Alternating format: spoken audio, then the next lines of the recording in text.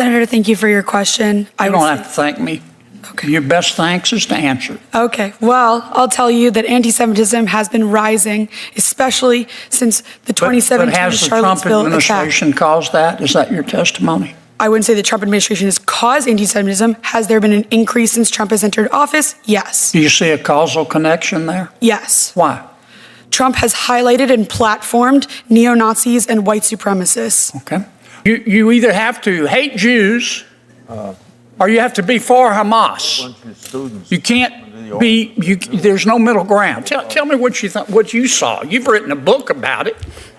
Maybe Mr. Rockland ought to read it. Just because we are testifying, I wrote a chapter in the anthology Young Zionist Voices about what's happening on college campuses, and my book is coming soon, so look out for that. Good plug, but so let me answer your question. Can you feel compassion for the Palestinian people and not hate Jews? Absolutely. I think that one way to stop anti-Semitism is to give people more money. Is that right? I think one of the ways is to actually fund people that are actually designed to investigate anti-Semitism on college campuses. What's there to investigate? We see it. We saw it. Did you watch television? Did you see what happened at Columbia? Absolutely. Yeah. I mean, it was clear to me that the administration at Columbia and most members of the faculty believed passionately in diversity, equity, inclusion, and the right to hurt Jews. What's up, Patriots? Welcome back to the channel. I've got something important to talk about today, something that's been brewing for a long time and now, finally, we're seeing it exposed in the Senate. It's about campus anti-Semitism, and let me tell you, what's going on at these universities is absolutely unacceptable. I'm going to break down this video of Senator John Kennedy questioning a panel about this disgusting rise in anti-Semitism on college campuses. Buckle up, this is going to be a fiery one. Alright, let's dive into it. So here we've got Ms. Solomon testifying that anti-Semitism has been rising since 2017. But when Senator Kennedy asks her, has the Trump administration caused that? She dances around it. She acknowledges there's been an increase but avoids fully blaming the Trump administration. Then she drops this bomb about Trump platforming neo-Nazis and white supremacists. Now come on folks, we all know that's a bunch of garbage. Let me remind you, Trump didn't make neo-Nazis. These people were always out there, and they weren't supported by the majority of the American people. He didn't create this division. It's been stirred up by the left and their radical agenda. But let's get back to the real issue here, anti-Semitism on college campuses.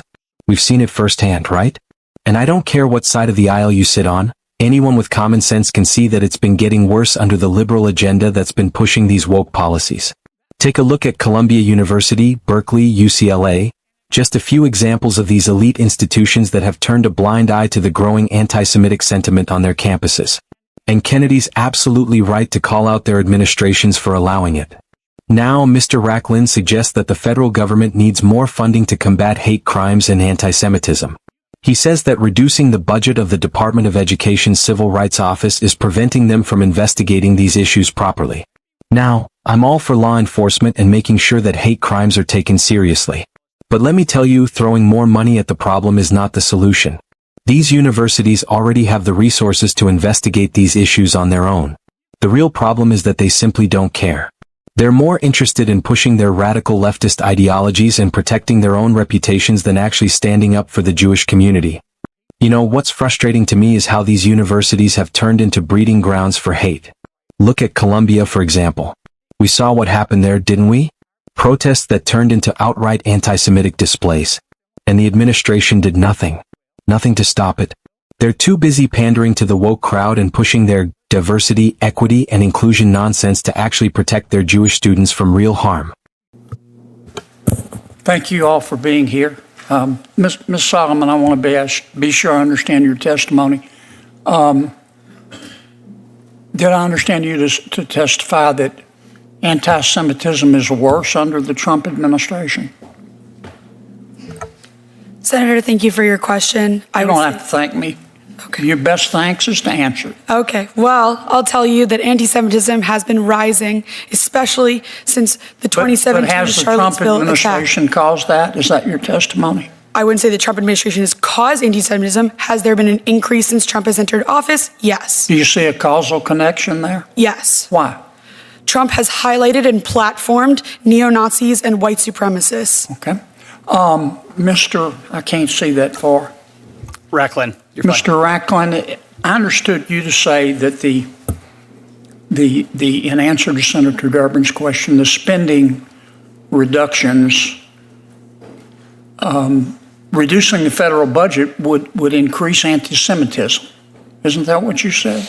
No, I did not. I said that the constant threats to cut money to the Office for Civil Rights and the Department of Education prevents the federal government from adequately investigating anti-Semitism and other hate crimes on college campuses. So you think one way to stop anti-Semitism is to give people more money? Is that right? I think one of the ways is to actually fund people that are actually designed to investigate anti-Semitism on college campuses. What's there to investigate? We see it.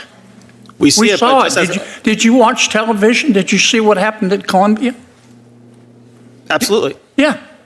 I mean, it was clear to me that the administration at Columbia and most members of the faculty believed passionately in diversity, equity, inclusion, and the right to hurt Jews.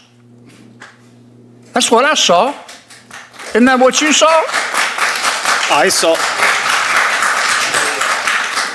Isn't that what you saw? I saw protesters against the war in Gaza and them using some anti-Semitic slogans and thoughts. I would say, however, that it's hard. I would say, isn't that however, what you're telling me? That's not what you saw. Now, don't get off the subject on me now. You're telling me that's not what you saw. I'm telling you that it is difficult for the federal government to adequately address the issue of anti-Semitism. Are you telling me the Columbia administration and the faculty was supportive of the Jewish community? I think that they are trying to find... You need to stop dipping into your ketamine stash. Into what? Excuse me? Now, if we're going to solve this problem, we need to talk about it. And it wasn't just at Columbia. It was at Berkeley. It was at UCLA. It was at Barnard. And Columbia has a history of discriminating against Jewish people. They used to refuse to let Jewish students come to their university. Now, you can try to bubble wrap this, but that's what I saw. If you want to stop a lot of the anti-Semitism, maybe we need to stop teaching kids to be anti-Semitic. Sir, I would relish that opportunity. Let me ask you a question, Ms. Kohab. Did I say that right? Kohav. Do you think it's possible to feel compassion for the Palestinian people without hating Jews? Absolutely. Would you elaborate on that? Because it looks to me like many of our Ivy League universities, it's not they weren't the only ones. Some universities handled it well. Vanderbilt, University of Chicago, Tulane. But it looks like the administration was teaching kids you got to pick a side. Mm-hmm. You either have to hate Jews or you have to be for Hamas. You can't be. There's no middle ground. Tell me what you saw. You've written a book about it. Maybe Mr. Rocklin ought to read it. Just because we are testifying, I wrote a chapter in the anthology Young Zionist Voices about what's happening on college campuses, and my book is coming soon. So. Look out for that. Good plug, but so let me answer your question. Can you feel compassion for the Palestinian people and not hate Jews? Absolutely. I think that what I've seen on college campuses is a pushing of a Marxist framing of the way that you see the world. And this is not only in liberal studies departments. I've taken dance classes, I've taken creative writing classes, where your final project is literally called the political is personal. And what they're teaching you on college campuses is that the political is personal and that everything should be personalized. And there's a global north, a global south, a global right, and a global wrong. And the issue with college campuses and what's happening right now in the United States is that we're allowing ideology to drive violence.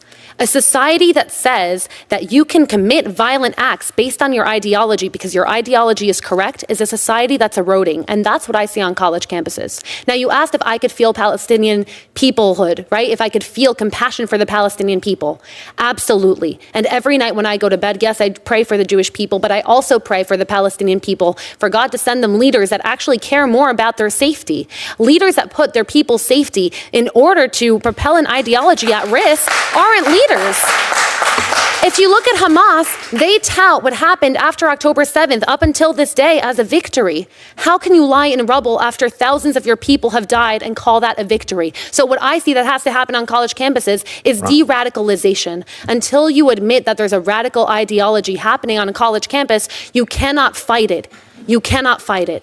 Senator Ronald. Kennedy nailed it when he said Columbia has a history of discrimination against Jewish people. This isn't a new issue. It's a long-standing problem that's only gotten worse under the guise of progressivism. Now, let's talk about this next part, where Senator Kennedy asks Ms. Jo Kojab, who, by the way, is someone who's been on the front lines of this issue, whether it's possible to feel compassion for Palestinians without hating Jews. I'm glad he asked this question because it highlights the divisive narrative that's been pushed on these college campuses. Kojab's response is right on the money. She says it's absolutely possible to feel compassion for the Palestinian people without resorting to hatred against Jews. And she's right. The left has painted this as a black and white issue, where you're either with the Palestinians and against the Jews, or you're a racist. That's a false narrative, plain and simple. But let's get real for a second. The left has weaponized this conflict, especially on college campuses, to push their Marxist agenda. They've convinced a generation of young people that it's okay to dehumanize Jews, to call for violence against them, all in the name of social justice. This is what happens when you allow radical ideologies to run rampant in our education system. And I'm not just talking about the liberal arts departments, I'm talking about the entire campus culture. These ideas are creeping into every department, every class, every conversation. Kojab also brings up a key point about the way ideology is driving violence on campuses. This is what's been happening for years now. Students being taught that it's okay to use violence if it's for a cause they believe in. It's disgusting, it's dangerous, and it's undermining the very foundation of our free society. These kids are being radicalized to think that violence is justified if it fits their ideological narrative. And it's not just happening in pockets, it's happening all over the place. And Kojab once again nails it. She talks about the need for deradicalization on these campuses. This is something we've been saying for a long time. This radical leftist ideology has to be rooted out. But here's the thing, Patriots. It's not just about deradicalizing students. It's about changing the entire culture of these universities. We've allowed them to become hotbeds for anti-American, anti-Semitic, anti-Christian rhetoric. It's time we start taking control of our education system again. It's time we hold these universities accountable for the hate they're spreading. Look, at the end of the day, I don't care what political party you belong to. This is about standing up for what's right. If we continue to let this anti-Semitism go unchecked, we're not only failing the Jewish community, we're failing America. We're failing the future of our children. And we're letting our universities become breeding grounds for hate and division. It's time for a change. Patriots, it's time we take a stand. We need to be loud, we need to be proud, and we need to hold these universities accountable for the hate they're spreading. We cannot allow this nonsense to continue. So, hit that like button, share this video with your friends, and let's keep fighting for the future of this country. God bless America, and I'll see you in the next video.